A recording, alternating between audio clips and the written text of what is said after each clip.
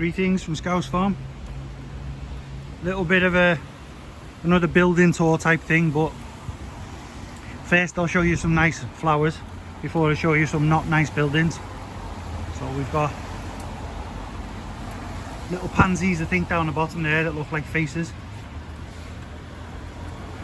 and then some more sunflowery type ones growing up, and a lot of ivy growing up the wall like you've seen in one of my recent videos. The difference being this one is a derelict building, as you can tell by the boarded up sheets.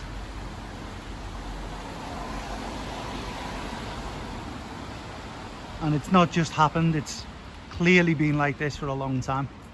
And what I'm going to do now is walk you down an entire street basically that's been left in that condition. So this is looking down that way. This is Granby Street in Toxteth, and then might as well show you some more little flowers first next to this little garden area. So we've got a few more marigolds. Some nice, I might wait for these to go to seed actually. I don't mind them little wildflowers. I can take a few seeds from them. But there's some lovely little marigolds in there, and we've got nasturtiums there. As you can see, that's nasturtium. There's another type of nasturtium over that side. And then we start with the buildings. So the ubiquitous sofa just left outside because, well, just because it always happens. And again, going forward with the theme of councils bleating that they've got no money all the time. So the more and more buildings that go up, which all have to pay council tax whether they like it or not, the money's not being spent, is it, to maintain things? Because apparently I'm hearing this thing called a housing shortage. Well, we've got an entire derelict street here where the buildings have not been touched. There's been no orders issued to get them put back into use. So whatever happens, nobody's suffering apart from people who can't get houses when there was perfectly good houses left to go into complete disrepair, like these ones you can see now. I'll spin you around. So we've got more rubbish just left outside near these bins.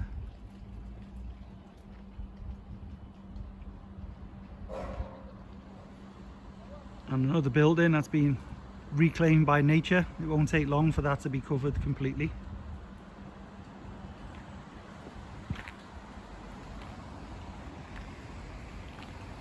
But considering these were built originally, getting dripped on. A lot of rain going on here. Yeah, they were built originally to house the more affluent, because as you can tell by the size of them,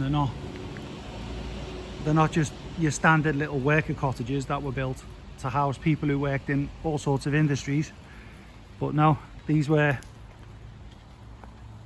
for the middle classes and the upper middle classes, if that's the best way to describe it. But look at this entire street. It's disgusting.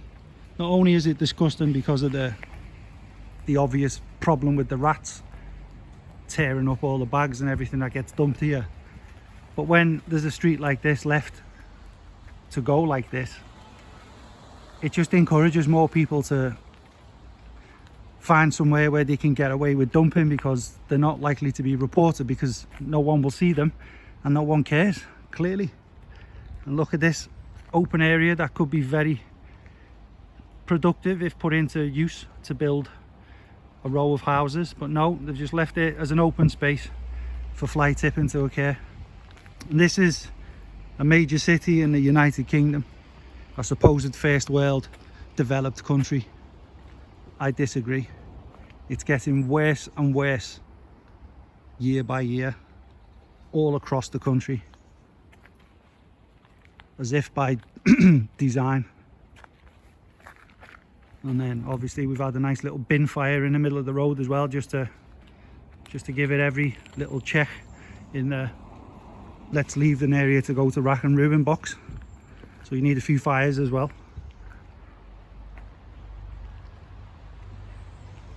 But look, I mean, let's say this is all done up, well refurbished.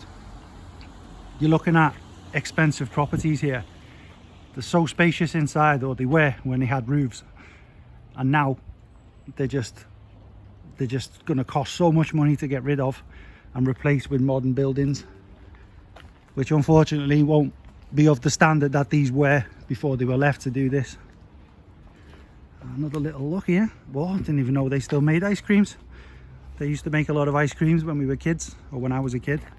Don't even know if they still exist, but something does, because it's been dumped there.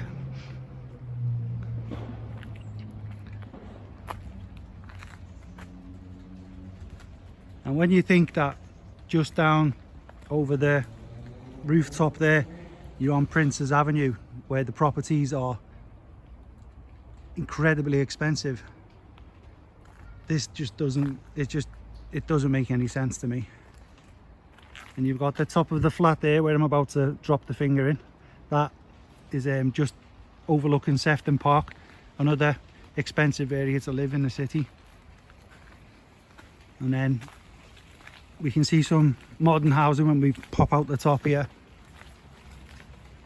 which is being built next to these older properties. The Victorian ones, the gorgeous ones there. And a lot of these, when you move further down that way, a lot of these are still social housing. So that's why I'm in this area, basically, because we do surveys on them properties for the residents. So let's have another look here on this side of the street.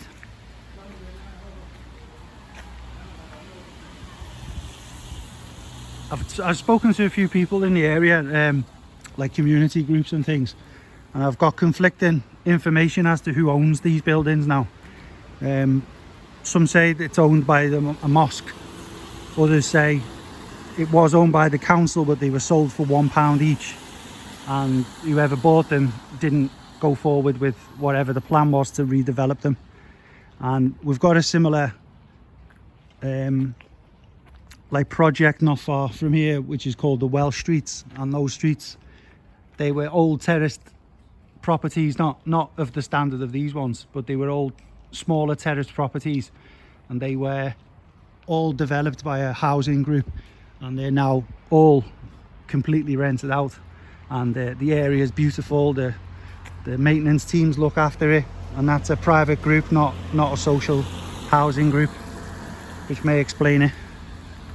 But let's get out onto the road here.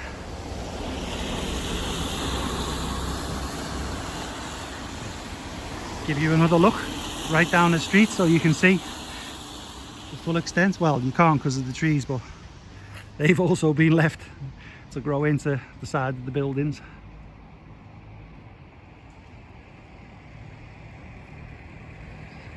Right, let's walk back down. But yeah, going back to the people I was speaking to, apparently there's a little bit of action to try and get them sorted out, but when you're just a handful of people who live in the area, I don't think the governments and councils pay much attention to you, so it's unlikely to yield any positive results anytime soon, because this is not going to be a cheap fix due to the amount of damage that you can see. But it's depressing, isn't it? It's horrible. Right, let's get back out here, and you can see some of these newer build ones on this side. They're in really good condition. These look to be well built.